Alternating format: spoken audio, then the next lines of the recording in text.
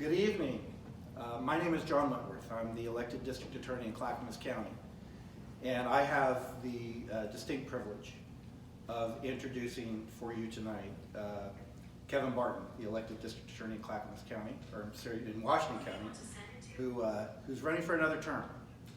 And before I ask Kevin to come up, I want to kind of set the stage for where we are right now in our criminal justice system.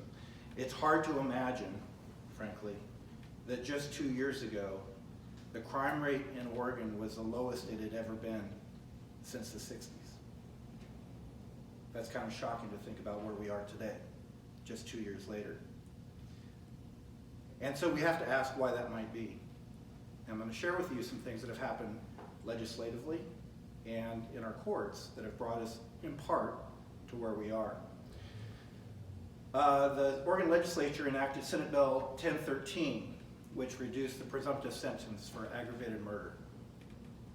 And if you've paid attention to headlines recently, you would have seen that in Willamette Week in January of just this year, Willamette Week reported Portland starts 2022 as it ended 2021 with deadly gunfire. Pamplin Media reported in January, police respond to 7 shootings in 24 hours. And Coin TV reported in February of this year, Portland homicides in 2022 outpacing 2021 record. 2 years ago, we had the safest crime rate we had ever had in Oregon.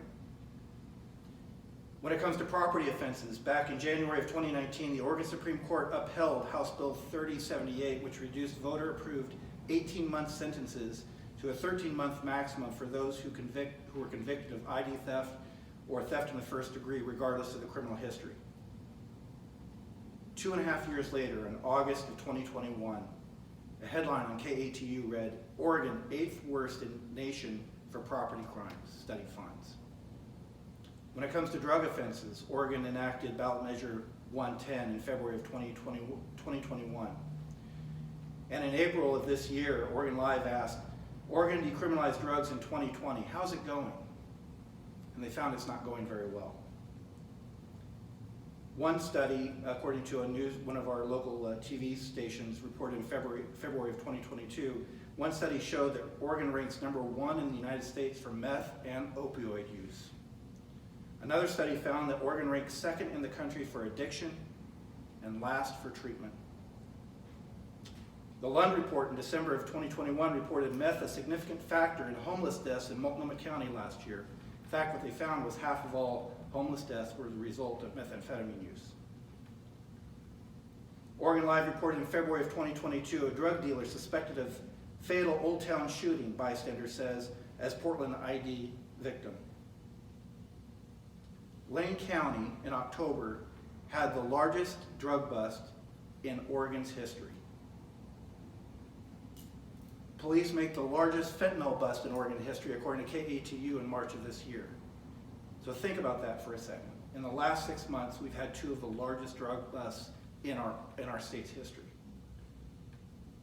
And then the saddest of those headlines, Coin reported on March 9th of 2002, 6-month-old boy found alone in a motel room days after mother overdoses, police say. This is the effect of the legislation that we see and the implementation of some bad decisions.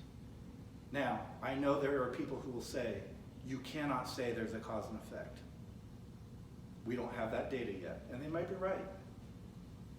But no one is pausing to ask, what if that's what's happening? Law enforcement and prosecutors now have fewer and less powerful tools to address these significant public safety issues. And we're seeing it playing out in cities all across America, San Francisco, Philadelphia, Los Angeles, Baltimore, Chicago, and Portland.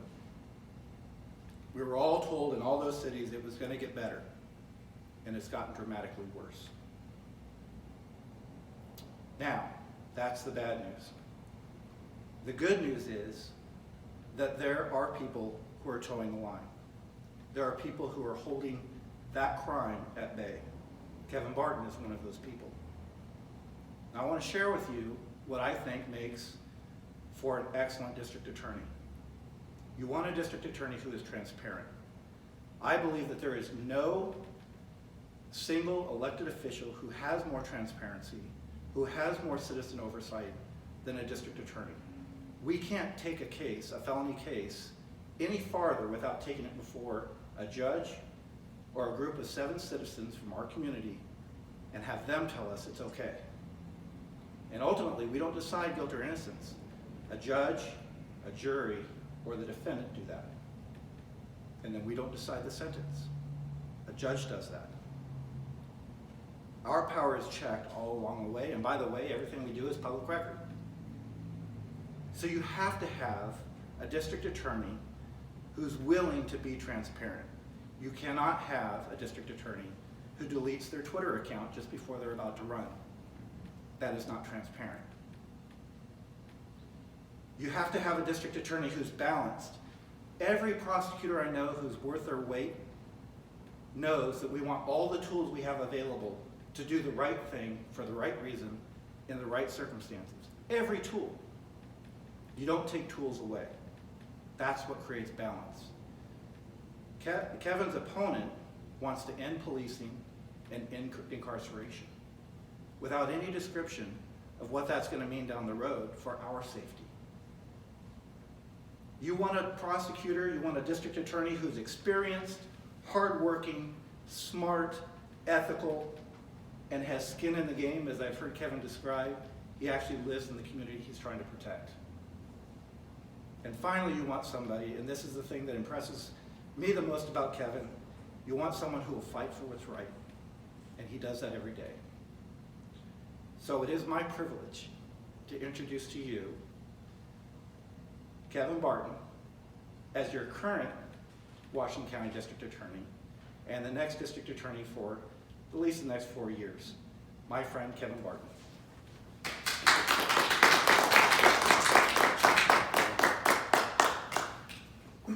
Thank you, John. Thank you, May. Thank you, Mark, for hosting this event. And thank you, all of you, for being here. And those of you who are watching it, thank you for watching it.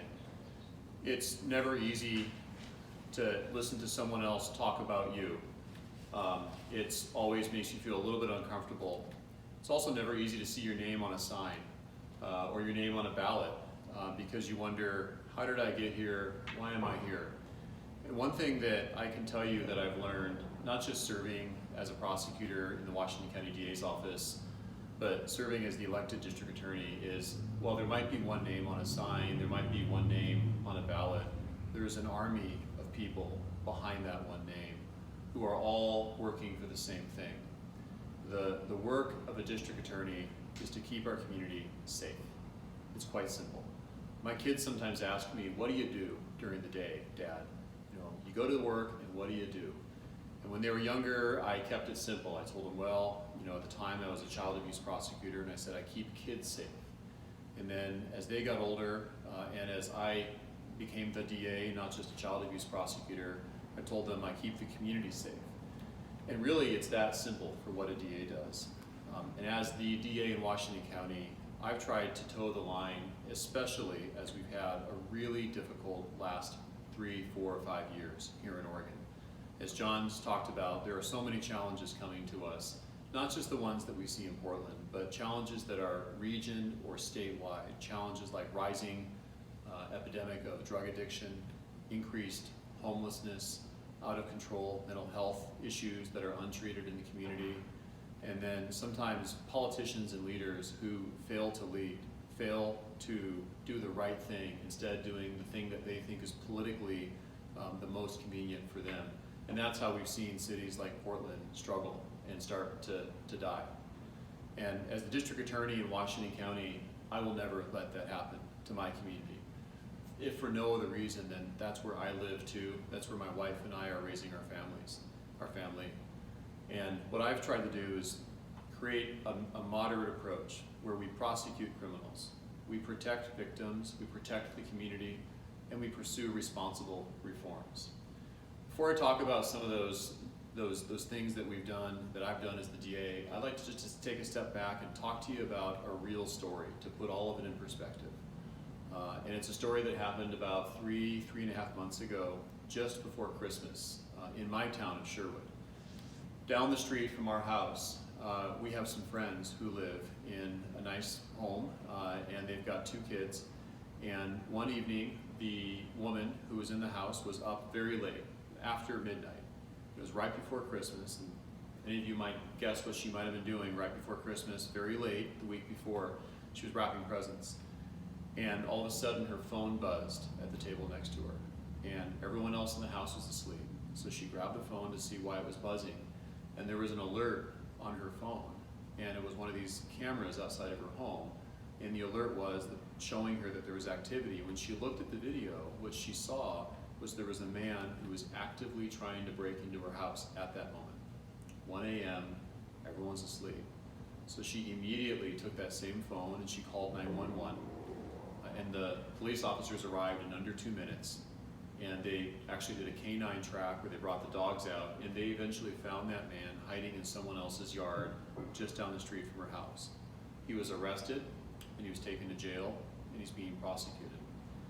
That might be the beginning of my story, but that's actually the end of his night. So what happened is, earlier in that evening, that same man had been in Portland. And at about 11 p.m., so just a couple hours earlier, he had walked up the street from a homeless camp where he was living. And he had found a home where everyone was asleep. And in that home, the mom and the dad were asleep, and there was an 8-year-old little girl upstairs asleep also. And he took a brick, he threw it through a downstairs window at the basement level, and he gained entry into the home. And he rummaged around downstairs. The 8-year-old was actually now awakened by this, heard what was happening, but was too scared to get up out of bed to walk across the hallway and tell her parents what she was hearing. So she sat there and just listened. She heard as the man rummaged through everything downstairs, and then eventually that man started walking up the stairs. And as he's walking up the stairs, he actually bumped into a wreath that was hanging on the wall, and it fell down, and it caused a loud noise, and that made Dad wake up. Dad went up outside to find out what was the matter, what the noise was, thinking one of his kids was awake. And what he found was this strange man upstairs, a strange homeless man in his upstairs. And at that moment, it could have gone one of 2 directions. And luckily for him, that man turned and ran. And he ran down the stairs. He had already stolen the keys to the family's car, got in the car, and drove out of Portland. And for whatever reason, ended up in Washington County, where he broke into another home. And that's the woman that I mentioned earlier. And the reason I tell that story is when that family in Portland called 911, they were on hold for 10 minutes before the dispatcher said, 911, what's your emergency? And if you think about it, that's the difference. What happens if when you call the police, they don't come? What happens if the DA, whose duty is to keep the community safe, doesn't do that? What happens if the public safety system fails? And we've seen the beginning of that happening in Portland. And what we're also seeing now is the beginning of that spreading into our communities. Why should people in Clackamas County, in Washington County, why should people in surrounding communities care about what's happening in Portland? The answer is crime doesn't stop at the county line. We know that just as if your neighbor's home starts to fall apart and becomes dilapidated, that affects your home, your safety, your property value. Same thing is happening here in Portland.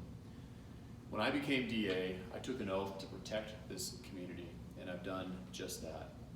But I also know, just as I believe our judicial system is one of the best, if not the best in the world, I believe we can continually improve it. And that's why I support things like responsible reforms that improve the community. Things like creating our diversity job fair, which helps diversify who's working in a DA's office or in a law firm to make sure it represents the community that we serve. Creating our domestic violence unit, creating a hate crimes unit where we go back and we make sure that community members who might not feel comfortable reporting a crime can report a hate crime, and that the law enforcement can respond to it when a crime is reported. Creating a cold case unit where we can take homicides and sexual assault cases that many years ago where the crime was committed, and we can go back and solve those crimes and hold someone accountable. It's those types of reforms, along with our mental health courts, our drug courts, our veteran treatment courts, our specialty courts in specialty programs that try and address the root causes of crime, those types of things, along with taking people who commit crime and sending them to prison when they commit a crime, sending them to jail to keep our community safe. That mixture of pursuing those reforms and holding people accountable and protecting our community, that's what's missing in Multnomah County, and that's what's present in Washington County. And that's what, as your DA, I'll keep present. I want to finish by telling you a second story, a real story that happened to me that I think speaks to what it is that a DA does and what it is that our public safety system is here for. Several years ago, I was sitting in my office and my phone rang. And I picked up the phone and the voice on the other end said, Kevin, and she told me her name, which I won't tell you now, but she said Kevin, and she said her name, and then she asked me a question, do you remember me? And I absolutely remembered her. And the reason I remembered her is because several years before that, maybe 5 or 6 years earlier, she had been a 13-year-old victim on a case of mine. And it was her stepfather who had molested her in the worst ways imaginable. We were in the middle of trial, and we had gotten to that point in trial when I stood up in court, just like you might see on TV, and I said, my next witness is, and I announced her name. And I went out in the hallway to get her, and she was gone. I didn't know where she was. Now, she and I had practiced for that moment. I had brought her into court ahead of time. I had let her sit in the chair where she'd be sitting when she testified. I even let her sit in the judge's chair, just to demystify the whole process for her. But when that moment came, when she had to testify, to come into court and talk about what her stepfather had done, it was too much, and she left. And so when I went out in the hallway and I couldn't find her, my heart was racing, because they don't tell you what to do in law school. They don't train you in the DA's office. When your witness runs, what do you do? So the first thing I did was I searched frantically up and down the hallway, could not find her. Eventually, a woman who was with me, our victim's advocate, found her hiding in the women's restroom. And she said, Kevin, she's in the restroom. And I said, well, tell her to come out. And she wouldn't come out. And so I did what any reasonable person in my situation would have done. I went right in there and I said, we need you to come. And she said no. And so anyone who's ever tried to reason and rationalize something to a teenager will tell you that this next part didn't go very well. I explained to her what would happen if she didn't come in. If you don't come in, then we won't be able to go forward with the case. She still wouldn't come. And then I begged her, please come in. Please, we need you. And she wouldn't come.